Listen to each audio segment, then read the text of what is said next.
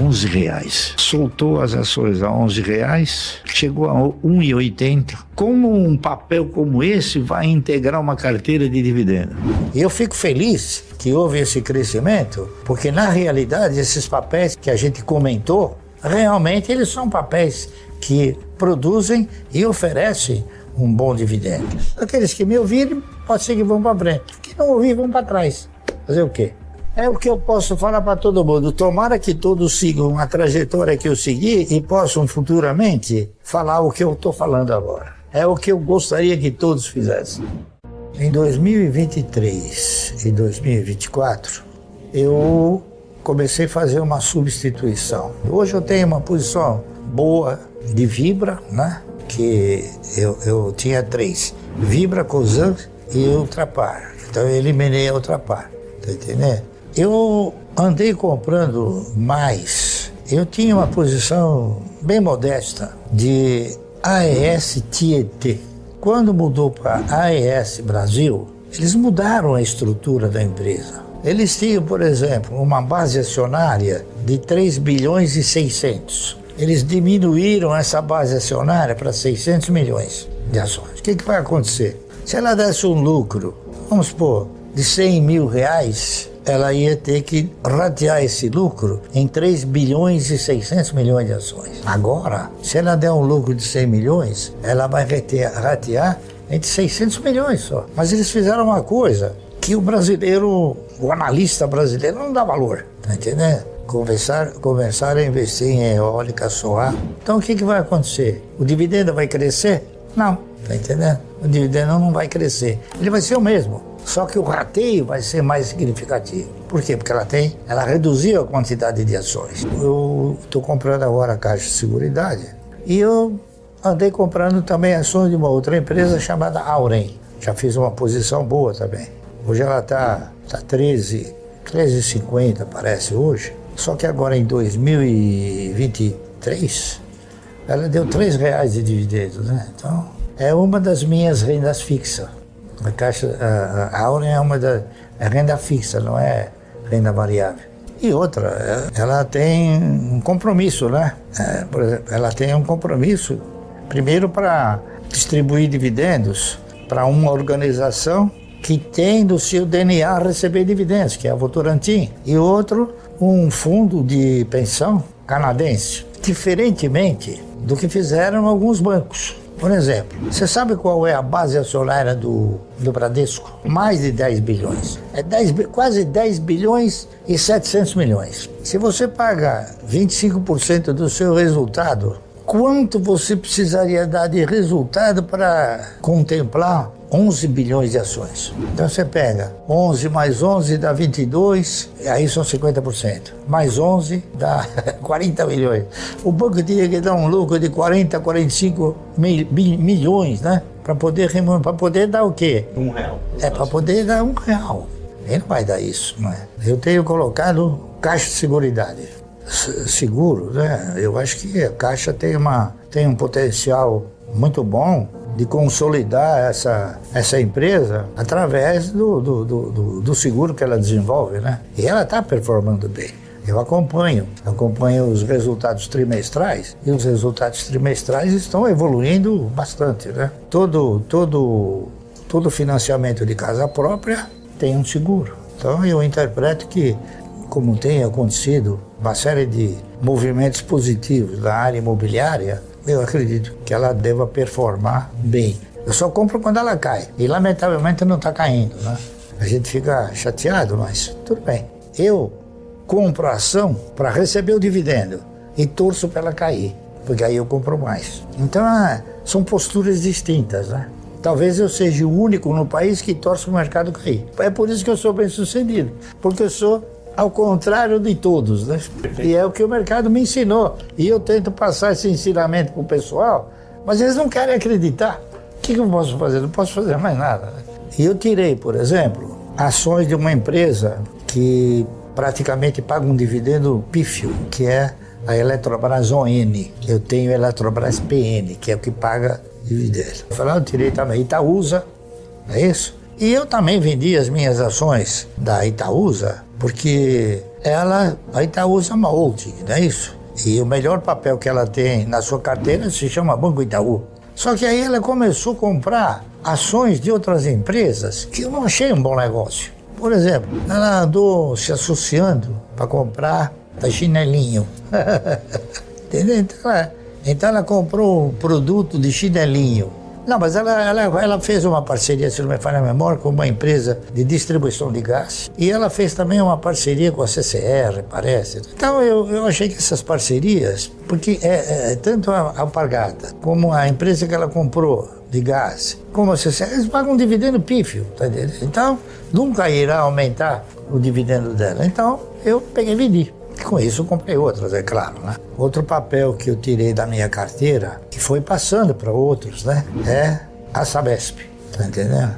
Porque eu não acredito a Sabesp nesse preço, não acredito que ela possa ser um bom investimento nesse preço. Eu comprei Sabesp a 3, 4, 6, 7, 8 reais, aí sim. Mas, e o dividendo dela era melhor, porque o lucro também era maior. Agora o lucro diminuiu muito, o dividendo passou a ser pífio, tá entendendo? Eu vendi ações de uma empresa chamada Ultrapar, porque eu tinha 3 posições do mesmo segmento: Vibra, Cosan e Ultrapar. Então eu eliminei uma, certo? Porque a Ultrapar passou a ter uma distribuição de dividendos mais assim, tímida, não é isso? Então eu desfiz a minha posição. Então eu tinha também um pouco de ações da BB Seguridade. Então a BB Seguridade custa 33, 34. Eu troquei uma por 3, tá certo? Dividendo é uma coisa que ela é importante para a empresa distribuir, é importante para o compromisso da empresa. Quando eu digo compromisso é o seguinte, por exemplo, a Klabin tem o compromisso de pagar dividendo pro pessoal todo da família, não é isso? O Santander tem compromisso de pagar dividendo para quem? Para a Espanha. E outras mais, né? A Vale do Rio Doce tem compromisso de pagar dividendo para os fundos de pensão. A S Brasil tem compromisso de pagar dividendo para a S Corporation. Então, a base acionária é um indicador de quanto poderá ser o dividendo. O Itaú, depois que ele aumentou significativamente a sua base acionária, que hoje, se me falha a memória, 7 bilhões e alguma coisa, ele diminuiu, ele reduziu. A Itaúsa, a base acionária dela, acho que é 8 ou 9 bilhões de ações. Então, ela precisa dar um lucro muito grande, e ela precisa ter um crescimento muito grande, tá?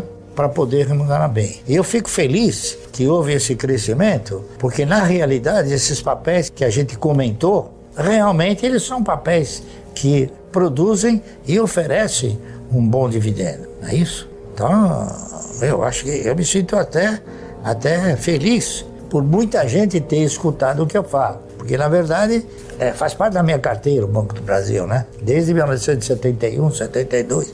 E se for possível ainda eu compro um pouco mais, mas é que não dá crise, o Banco do Brasil não tem crise. A gente fica torcendo, né, por alguma coisa, mas lamentavelmente ele está melhorando os dividendos, né, melhorando o lucro. Então, todos os anos eu aumento a posição de ações da minha carteira. Então, mesmo que o dividendo seja um pouco menor, eu tenho mais ações para receber dividendo. Então, isso é uma prática que eu desenvolvo e mantenho sistematicamente. Eu pensei assim: o que o cidadão precisa fazer para se aposentar? Ele precisa contribuir com a Previdência durante 30 anos, né? Olha, e se eu comprar 1.000 ações por mês durante 30 anos? Eu não sabia o que ia acontecer, mas eu tinha mais confiança em comprar as ações do que contribuir para o INSS, muito mais. Então, eu fiz um projeto propondo eu mesmo comprar 1.000 ações por mês durante 30 anos. E fiz um por um, primeiro ano, segundo ano, terceiro, até os 30 anos. Então, aquele projeto mostrou para mim uma coisa interessante, que no 8º ano eu não precisava mais pôr dinheiro do bolso. O resultado, ele mantinha o prosseguimento do processo. O dividendo. O dividendo, o resultado, o dividendo. Então eu fiz um trabalho, primeiro sobre uma empresa que eu fiquei sabendo depois que ela não ia durar 30 anos, né? Apesar de ser um setor perene. Aí fiz sobre o segundo papel, que era a CESP, Centrais Elétricas de São Paulo. Fiz esse trabalho sem nenhuma pretensão, fiz para mim. Foi é uma coisa que eu faço até hoje. Eu não mudei nada, eu continuo fazendo. Só que eu fazia com R$1, hoje eu faço com mais de R$1, tá certo? Então, é isso aí. Olha, ficar distante, eu falo sempre por um sentimento baseado num fator chamado histórico. Né? Qual é o histórico das empresas de aviação? É um histórico que realmente não anima ninguém, não é isso? Então, é um histórico que realmente é um histórico que não recomenda. Por que esse histórico não recomenda? Porque o administrador de uma empresa de aviação, ele não depende só da capacidade dele. Ele depende muito, por exemplo, da ANAC. Hoje a ANAC, antes não era a ANAC. Então, você tinha um outro órgão aí que controlava também. Você tem o problema do combustível, você tem o problema do poder aquisitivo do cidadão. Tem uma série de problemas que eles estão diretamente ligados a isso. Porque aqui no Brasil, por exemplo, nós tínhamos a Real Transportes Aéreos, uma empresa antiga. Depois aí nós tínhamos uma empresa internacional que chamava Panair do Brasil, quebrou. A Real quebrou. Aí a Panair foi sucedida pela Varig, que quebrou. Tinha a Transbrasil quebrou, a Cruzeiro quebrou, Cruzeiro do Sul quebrou, a VASP quebrou, a TAM quebrou. Só que não deixaram ela quebrar, ela rachou. Aí ficou Latam, se uniu, né? Então eu achei que o setor de aviação é um setor que não inspira essa credibilidade de distribuir dividendos como as demais. Porque eu interpreto o seguinte, uma ação, ela vale aquilo que ela consegue remunerar. O resto é fantasia, tá entendendo? Fantasia. Então, naquele preço de mais de R$100, Magazine Luiza não ia poder sustentar uma remuneração compatível com aquele preço. E aí eu disse o seguinte, não é a Magazine Luiza que vai quebrar, é o setor de varejo, tá certo? Então aí eu citei uns 20, Casa Anglo, que é o MAP, Mesbla, Sloper, Clipper, Ultralar, e vai por aí afora. Eu nunca fui nada contra essas ações, nem contra essas empresas. Quando me perguntaram o que eu achava do Magazine Luiza, foi porque o Magazine Luiza, ela foi alvo de um crescimento inacreditável. Quer dizer, um crescimento talvez que potencializou o preço da ação até um determinado valor que ela ela não tinha condições de remunerar. Você quer ver uma outra coisa que não paga bom dividendo? São os shoppings, porque ficou muito caro. Então, os shoppings pagam um dividendo pífio, tá certo? Que também é varejo, né? Construtoras também, elas não inspiram essa...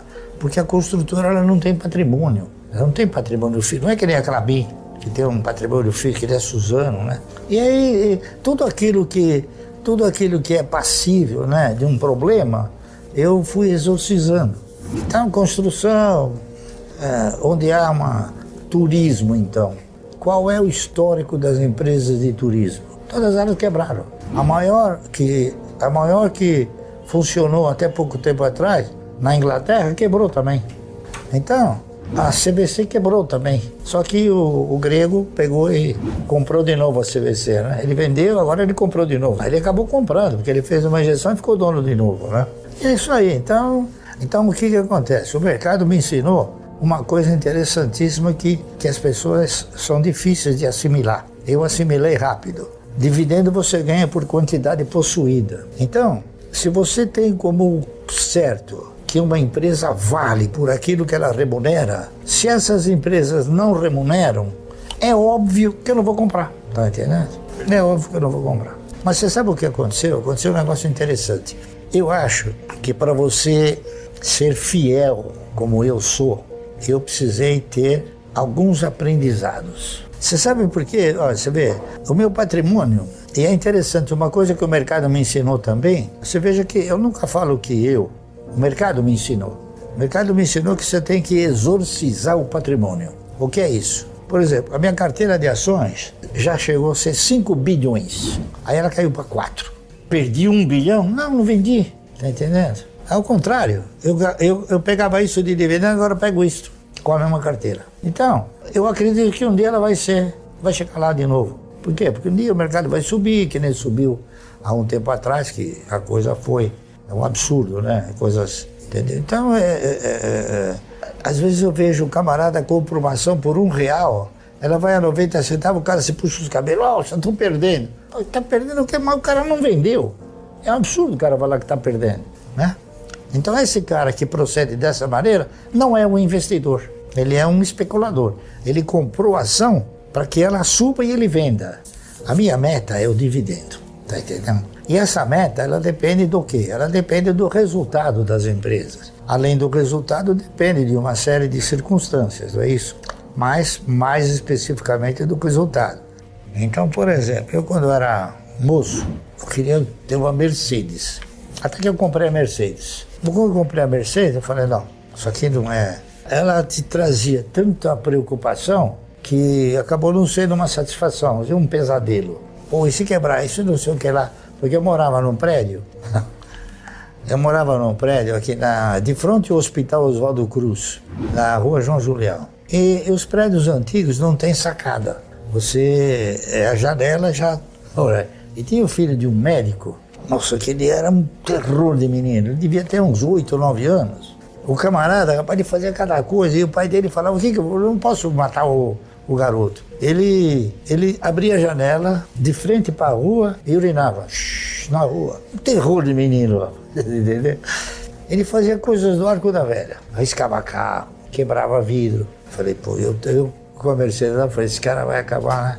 Então a Mercedes passou a ser um pesadelo. Então depois, acho que menos de um mês eu vendi a Mercedes. Mas eu não sou um cara que gasto por impulso. Se você soubesse quantas vezes o cara tentaram me vender coisa por impulso, eu falava, olha, você acha que é um grande negócio? Eu vou estudar. Não, mas eu vou estudar. Eu não faço nada se não estudar, por impulso. Então eu estudava e falava, pô, isso é um péssimo negócio. Então, com isso, eu fui educando o meu ego, fui administrando o meu ego, e hoje eu domino o meu ego, tá entendendo?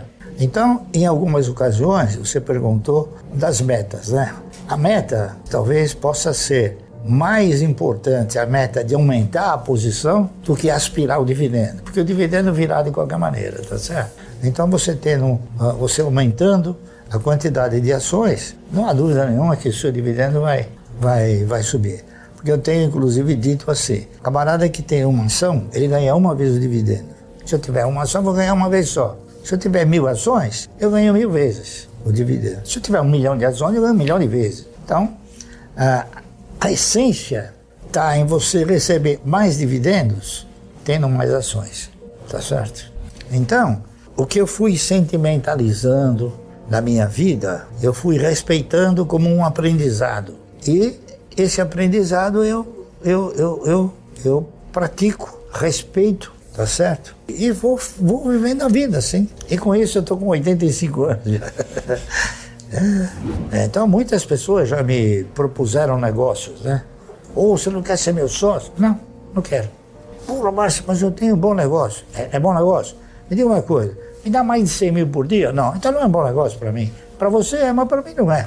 Entendeu? Então o ego fala mais alto. É isso aí. Mas uma coisa muito importante para quem opera no mercado é não exercitar uma ansiedade assim virulenta, tá entendendo?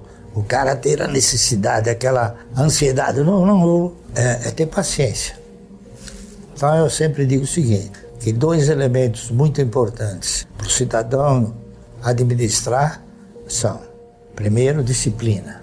Segundo, paciência, que é o que se precisa para você desenvolver um projeto de renda mensal. Então eu faço o mesmo jogo que eu tenho dito do jacaré, né? Eu fico esperando a crise. Quando ela vem, eu compro. Comprando mais barato, você aumenta mais a sua quantidade de ações. E por conseguinte, você terá mais dividendos no futuro.